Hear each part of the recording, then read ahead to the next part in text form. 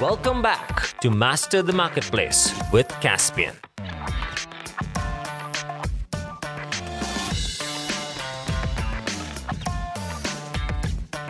Hi there, everyone, and welcome to another episode of Master the Marketplace. Today, we're going to get a little technical and we're going to talk about keywords. We're going to talk about branding. We're going to talk about getting yourself to be number one on Google. And we have got a special guest with us today, the head of SEO for Kaspien, Autumn Ledesma. So welcome to the show, Autumn. Hello, happy to be here. Great. So to get started, Autumn, maybe just tell people a little bit about you, yourself, your background, and what you do at Kaspien. Of course. So I come from the traditional SEO background. I call myself an SEO, which is a search engine optimizer. And what we do is we go into a website, we dial it in for keywords, for technical SEO, and do all the things that we need to do to get your website found on page 1 of Google, preferably on rank spot number 1, so that more people will click on your website and hopefully you'll be able to sell your product or service better. And I work in that capacity at Kaspien, and we provide search engine optimization for our clients for their products that we sell on e-commerce platforms like Amazon and eBay.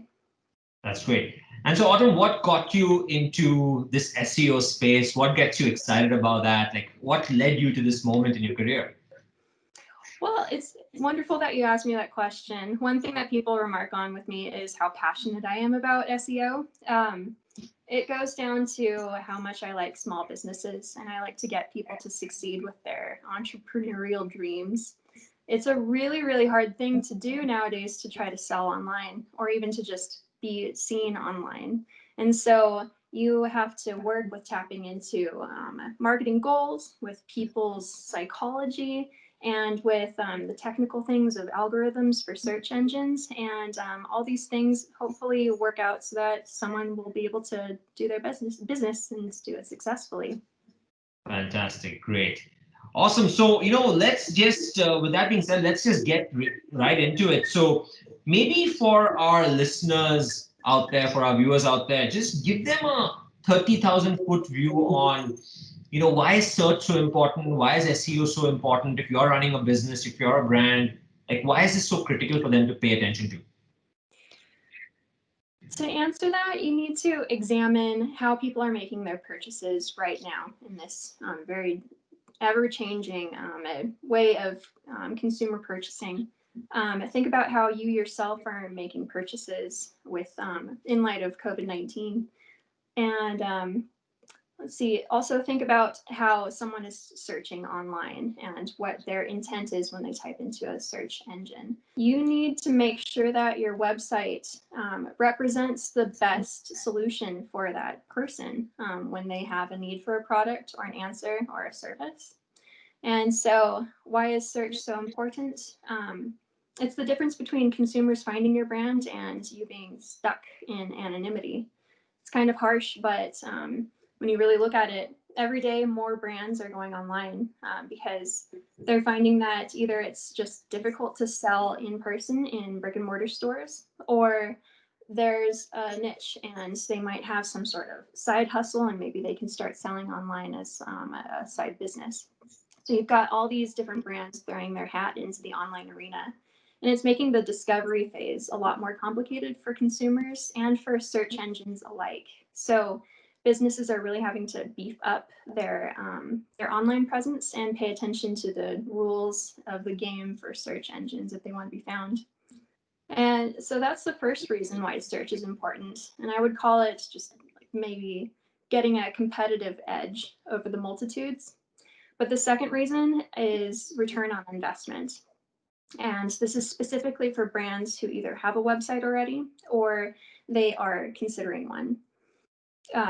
I often see brands trying to justify the money that they spend on their website. And it really depends on the industry that you're in. 9 out of 10 times, I'd say the money that you invest in your website should directly correlate to the revenues that you pull in. And if it's not doing that, then you either need to optimize your site or you just need to pull the plug and go offline altogether. So ultimately, think of your website as a property asset.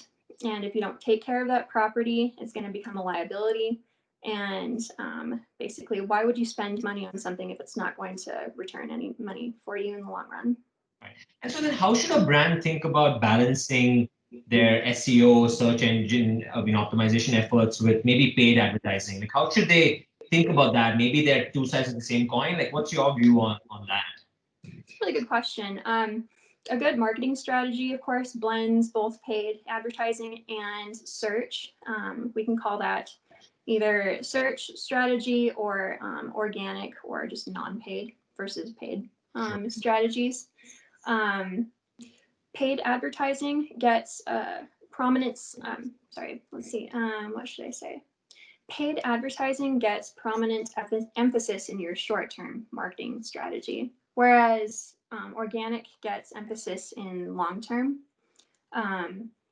When you look at the page 1 of Google, there's 4 slots at the top that are paid and 3 slots at the bottom that are paid, and the stuff in between, the 9 to 10 results in the middle, are organic. And so you're kind of playing towards 2 types of consumers. Do the consumers click on the advertising slots, or do they want to go straight for the organic where they're no funny business, they're not trying to be sold anything? And so ultimately you want to be populating on both of those. Got it. So you have to have a strategy that potentially combines both. And how long do you typically, so let's talk about, you mentioned Google and number 1 there. So I wanted to ask you a question, but I'm going to step back and ask you something differently first. So how do you get onto any search engine, onto Google? Explain the process of SEO. I've heard this terminology like keywords and all of that. Like, what does that all mean? Like, just distill it down for our viewers. That's the biggest question that I get, especially from business owners, because they know their business, but they don't know all the crazy wizardry that goes into a search algorithm. The hard answer is Google's search algorithms change all the time, and Google's rarely 100% transparent about all its details. And so any SEO will tell you that there's no exact formula to get onto page 1. So just getting that disclaimer out of the way, the major thing to keep in mind is user experience. Search engines were created originally to answer real people's real questions. Just cut and dry. I have a question. I need to find a pair of blue shoes. Who has blue shoes? And so knowing that, we do know for certain that search engines like Google rank a web page, not just a website in general, according to expertise, authoritativeness, and trustworthiness. They call it EAT, E-A-T. And it's just basically they want to display web pages that have authority on a subject and that are going to deliver on whatever a person actually truly wants to see, and not just some spammy link. Got it. And so really the strategy then from a brand's perspective is to just do your business well and then create more pages. It's like what's the strategy that a business should follow? Not to try to hack the search engine or anything, but what should they do every day when it comes to SEO? Everyday SEO, you need to start with your website's blueprint first and foremost. You need to figure out why do you have a website, and how is that website going to speak to your business goals? Because if it's going in multiple different directions, not speaking to your core competencies, then your website is going to fall flat in the water and it's not going to rank. So start with a blueprint at the beginning, map out the navigation of it. So if you look at a website, you can see the navigation bar on the top, services, about us, contact us, blah, blah, blah. Make a navigation that is not confusing, that will anticipate users' intent. And I'm on this website, obviously, because I want to find a lawn mowing service. So have a button for a lawn mowing service if that's exactly what you want to start selling. If your navigation and your website structure are confusing, you're going to have a lot of bounce rate, which means a person's going to click on that link, which is awesome, but then they're going to get horribly confused and then they're going to bounce. And that's a ranking factor for Google. They're going to ding you. And so just basically make your navigation clean and inviting. But then after that, once you have an idea for a blueprint, you need to figure out a keyword strategy that speaks to your business goals. Without a keyword strategy, a search engine has no way of knowing what your website is about, what your content is trying to hit, and what sort of user you're trying to attract. Choose a keyword strategy that best represents who you are as a business and what your business goals are.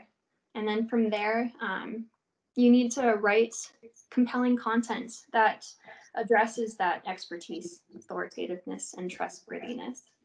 Um, it's the stuff that gets people to click on a link from Google or any other search engine and then click further into your website so that you can entice them to learn more about your business and maybe convert.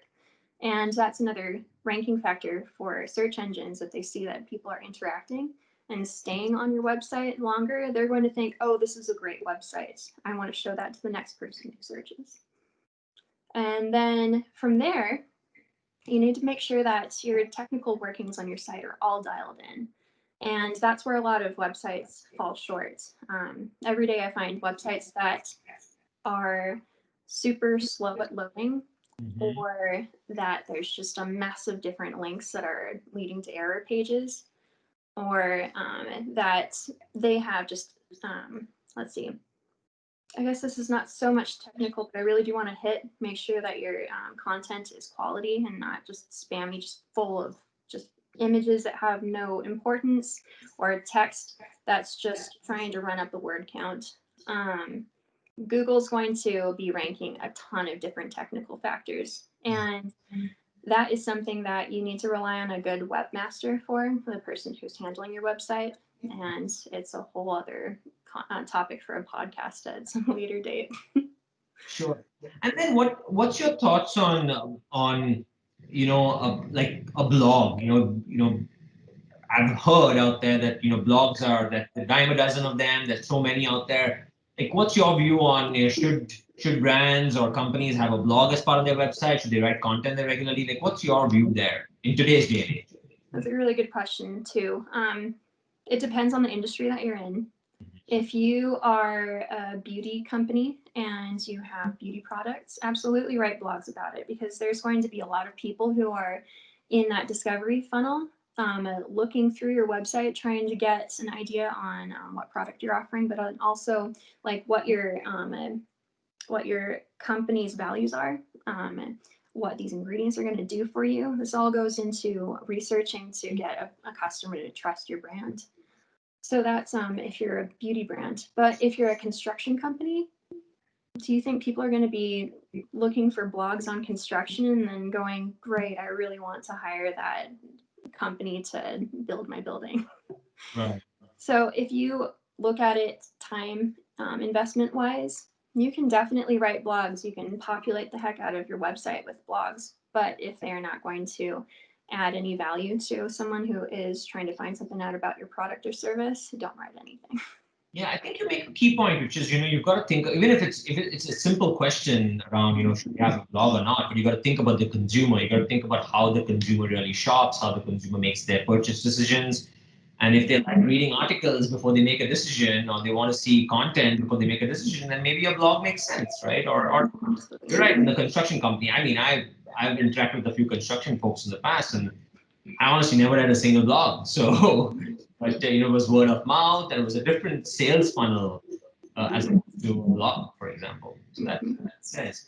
And then, what's your view on a lot of we are in the e-commerce space, and a lot of our customers are brands, and we work with our distributors, manufacturers. Of course, the brand is trying to maintain their brand image, showcase their products and services. But then there's also the aspect of selling, their products directly from their website. Like, what's your thoughts on that? Should brands be thinking about selling on their own website along with all these different marketplace channels, or not? Like, what's your view there?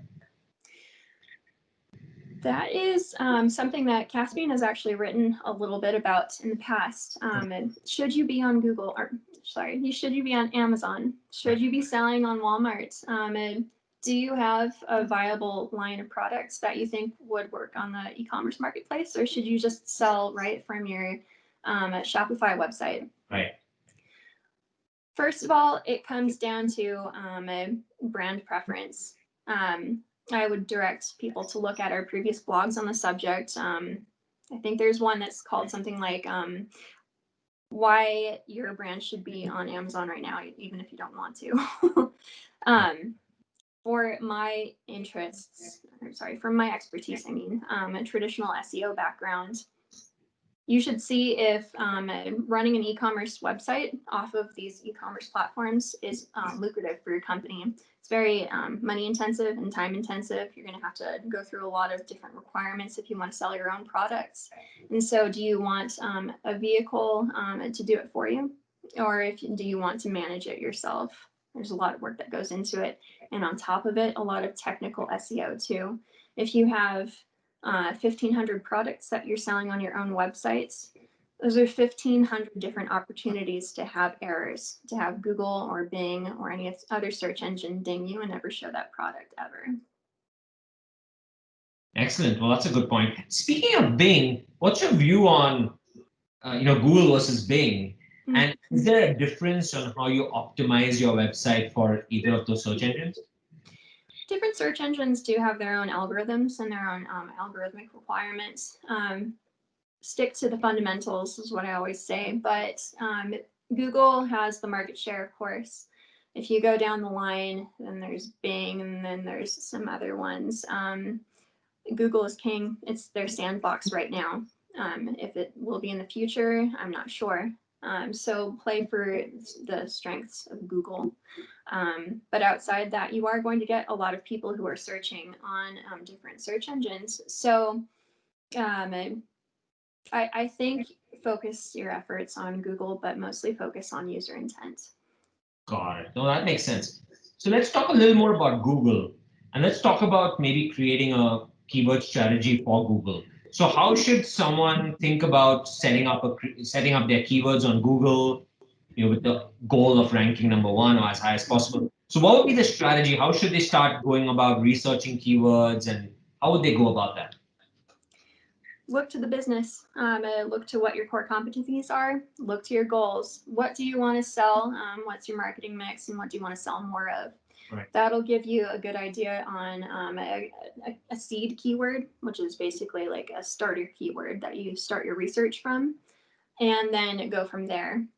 Basically, what you want to do if you're a budding company online is to use various tools at your that you have available to you to find the search volume for that keyword, but then also to see what potential that keyword has in the future.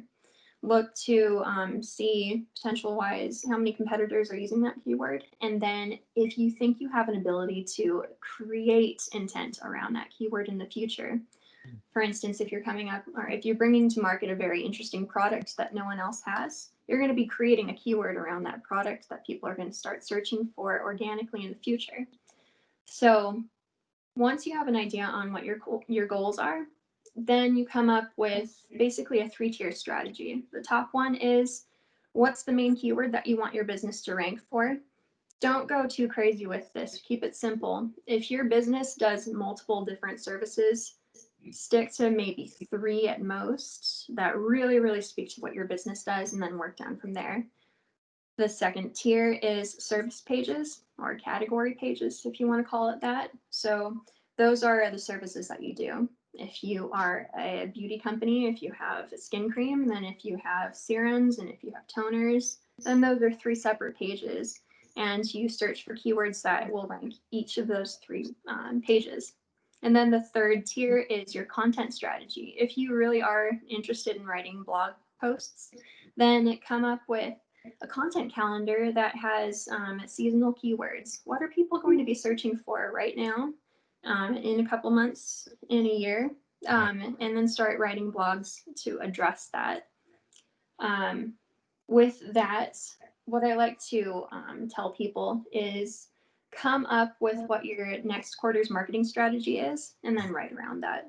So for instance, if fall is coming up, like it is right now, and your business sells candles, start writing blogs about fall. Start writing blogs about the candles that smell like fall.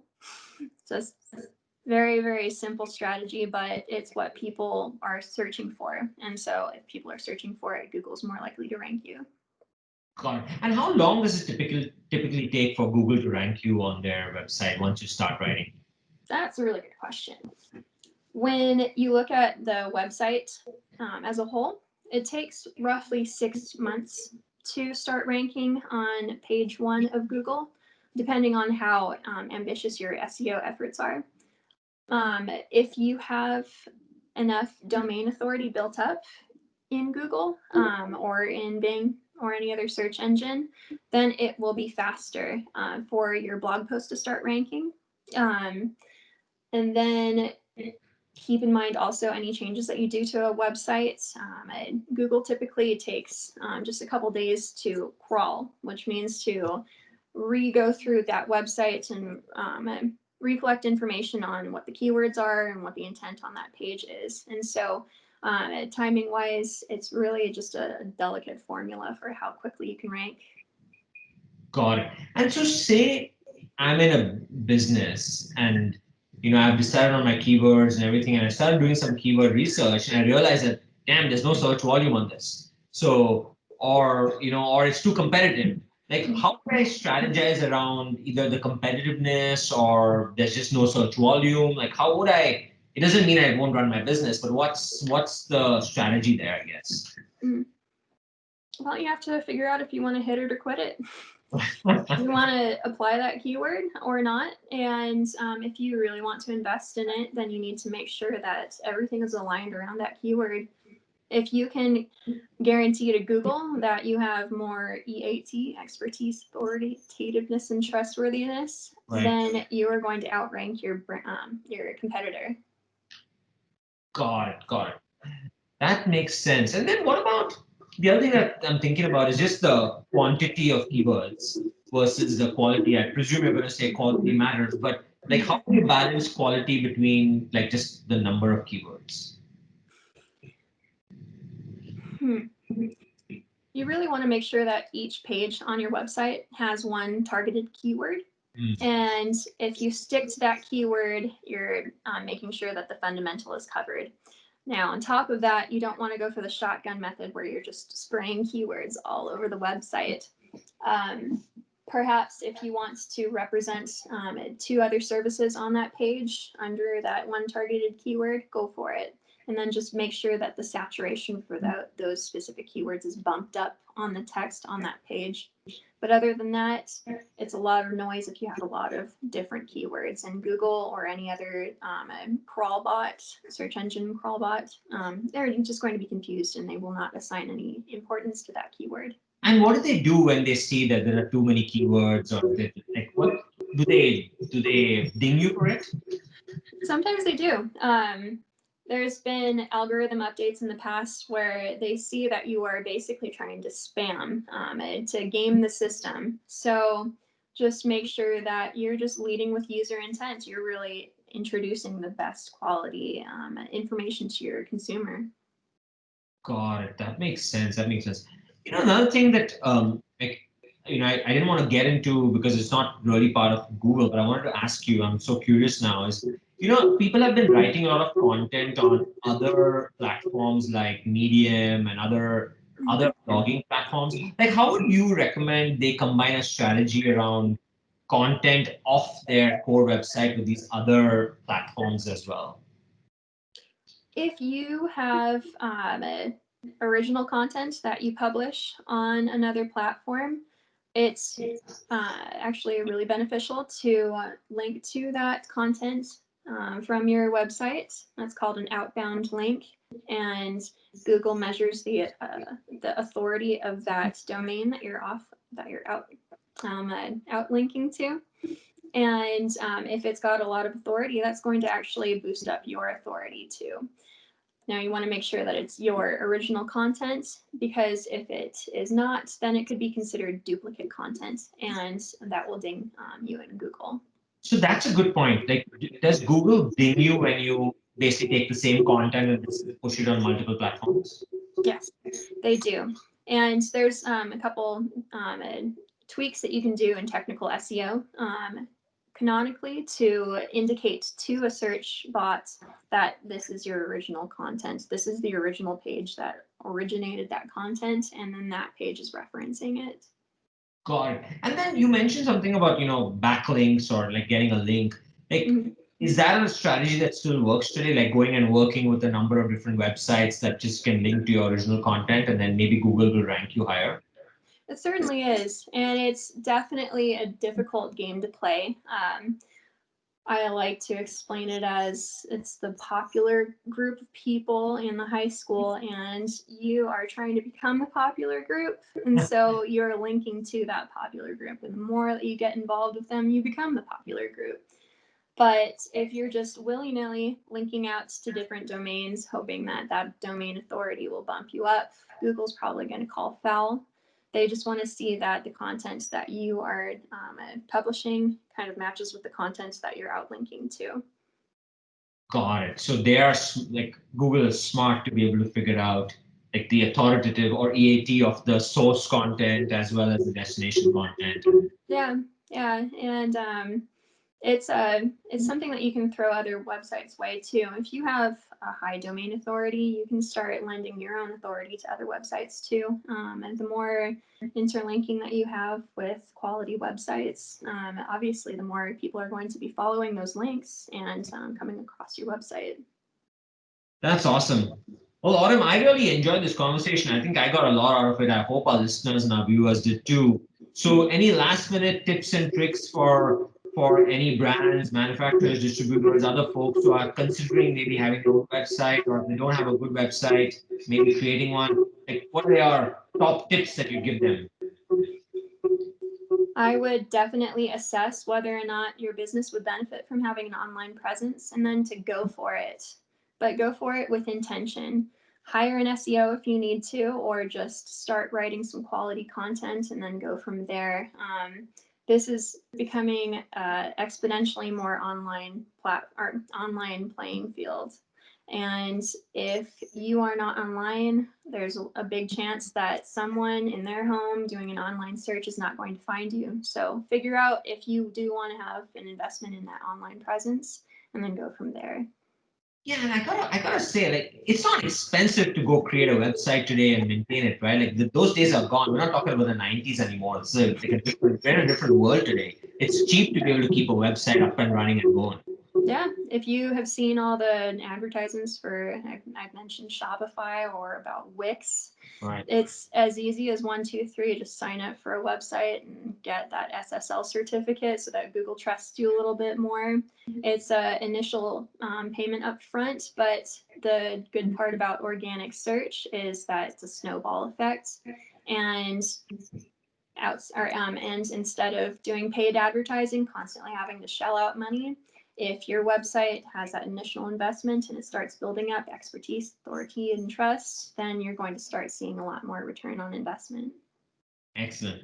Well, Autumn, thank you so much again for coming on the show. I certainly enjoyed this conversation, and I'm sure our viewers did too. So thank you again. Absolutely. It's my pleasure. Fantastic. Well, everyone, thank you for joining us in another episode of Master the Marketplace. We will see you next time very soon. Thank you and goodbye.